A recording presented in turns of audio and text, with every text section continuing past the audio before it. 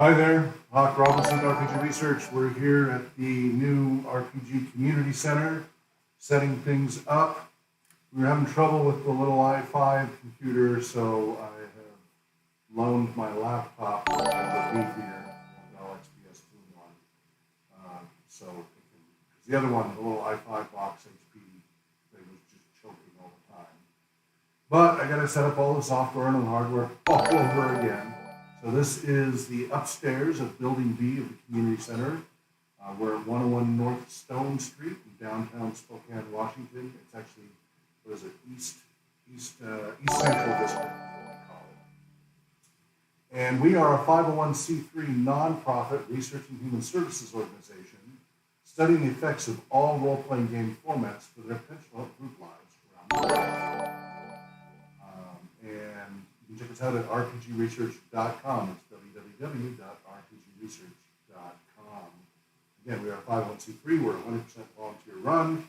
And we're getting our streaming. We've kind of been off the air for about a year or so, kind of focusing on infrastructure, trying to find a place.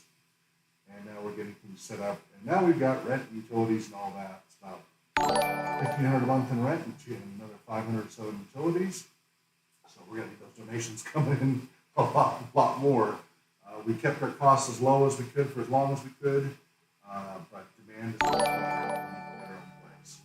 So do please consider swinging by rpgresearch.com/donate, and you get different options there. You can help us out in different areas. So this is the upstairs, is the studio, and it'll be our little offices. Downstairs is the community center. On our YouTube channel, youtube.com/rpgresearch, you will see a walkthrough of the place when we were first getting it. We've been working on it, and we'll do more updates here and there, and do more of them. Wednesdays from 7:30 p.m. to about 10:30 p.m. Pacific time, we're going to be right here on twitch.tv/rpgresearch doing our new games evaluations and unboxing. This past Wednesday, we just did Beatles and Grimm's little fairy box. Comes with the new D&D 5th edition. They kindly, thank you so much, donated that whole box.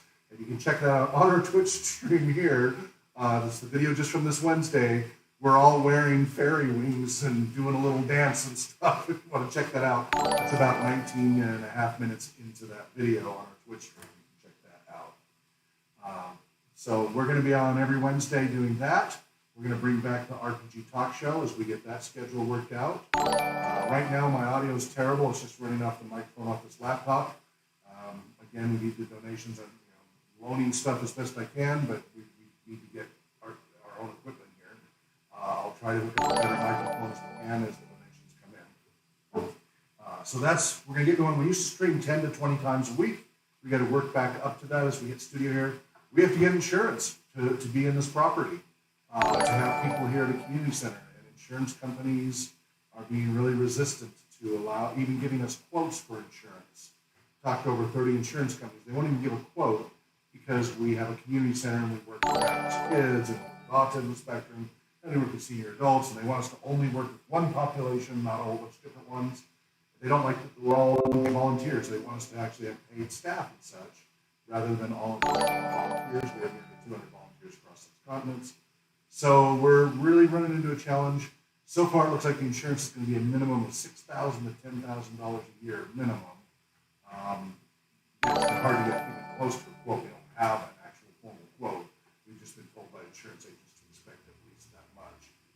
We are hoping, if we can get the insurance thing resolved, and also get the water attached from Building A to Building B, June 11th, we're hoping we can open it up to the public.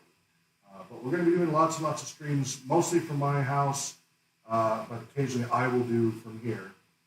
Raise awareness, let you know about what we're doing, the accessibility of gaming that we do, and much, much more. So please do check us out at rpgresearch.com. You'll see we're doing a lot of great stuff, and we really hope we're donating. Or you can volunteer. I mean, it's because of our incredible volunteers that we've helped over 30,000 people a year through role-playing games, tabletop, live-action, electronic, and hybrids, and connecting people from around the world through the power of social cooperative games like role-playing games. And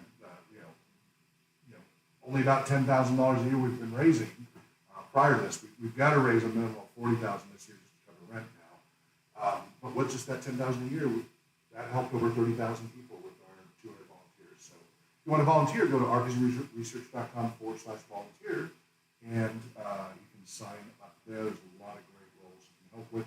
We provide free Game Master training. We have a very rigorous Game Master training program. It's a 24-week. You go for 1 4-hour training session a week, plus there's other assignments you have to do to get back to the community, and then you can get a level 1 Game Master diploma. You'll come out knowing at least 7 different role-playing games, how to GM them, etc. So you can check that out. Our website is moving from one old server to a newer server, so we're working on that. So a lot in flux, but a lot of great stuff going on. We just started moving to this place in March of 2022, and we're fixing it up. It is a major, major fixer-upper. If you look, the floor up here, we don't even have like any flooring. It's just plywood, and it doesn't quite tilt down far enough. Come on, got an old used couch there. So if you can see there, that's actual plywood flooring. There's no carpet or tile or anything up here. I mean, it's, we got a roof over our head and a beautiful one at that. Check that out. Lovely wood paneling. Absolutely gorgeous roof over our head. And walls, so that's good. And electricity, that's good. We don't yet have water. The landlord spent many thousands of dollars to have the water hooked up to There's an interesting building. We've got 2 buildings here. It's a whole little city block, about a 16th of a city block that we've got. Building A, the lot is from around 1890. The building is around that old. And apparently, all this time, the city's been charging for sewer. It was never attached to the city sewer. So we just got it attached to the sewer a few weeks ago. And so both buildings now have city sewer. This building didn't have anything. The second building, the newer one, this one was built in the 90s, but never finished. And we're finishing it, our volunteers and that, mostly me right now. And there's water in building A, but there's busted pipes because of the winter. So I got to dig those up and fix those. And there's no water to this building yet. We're trying to figure out where the lines are. They never ran it over here. So we still got to get water to this building. But number one, we need to get the insurance, and we're trying to get that resolved. So, but as I said, we're going to be bringing our streams back on. We'll still do a lot of them from the basement of my house like we've been doing for a while until we've got the insurance. Then once the insurance is turned on for a year, we'll move all the broadcasting down to here and do all the fun stuff here. But yeah, Wednesdays, 7:30 p.m. Pacific time. New Game Eval. We just started doing the 4th edition of Twilight 2000, so we'll be going through some playthrough of that. We have a dozen other games in the queue, some of which haven't quite arrived yet in the mail, but are on the way. I've supported a lot of Kickstarters over the years, and we've got a whole bunch of them, and we're going to play through them with you. And we do it, we're a little different than other streams. We're not an entertainment stream, we're an information organization. As the name RPG Research, we have the RPG Community Center, and we have the RPG Museum, Historical Museum. So our approach is a little different than what you might see on other streams. We have fun and we laugh, and there's some entertainment to it. But we have about 35 PhDs or PhD candidates or postdoctorates in our research team, on and off. Everybody's volunteers, so we're all working different schedules. And we really do the most thorough analysis of role-playing games in a very different way. It's not going to be like you see on other streams, like, oh, the artwork and this, and no. We're looking at functionality and barriers to entry and accessibility and all of these things. We have something called the BARC, B-A-R-C analysis tool, which is an add-on to the activity analysis form for RPGs to kind of set the difficulty rating of what it takes for different role-playing games, how quickly you can start playing, what your cognitive functioning would need to be, things like that. And that's all under on the RPGresearch.com website as we go through that. And we share that with you. We have the world's largest free and open research repository on the effects of role-playing games. I've been gaming since 1977 and running it in schools since 85 and working with the incarcerated population since 89. I am a Washington State registered recreational therapist with a background in neuroscience, research psychology, as well as recreational music therapy, and also computer science. And in 2004, the RPG Research Project launched its website. I've been researching the effects of role-playing games since 1983, and actually optimization of gaming since 1979. And we launched in 2004 the website for RPGresearch.com. And at the time, there were only 50 studies, 50 content items on the effects of role-playing games.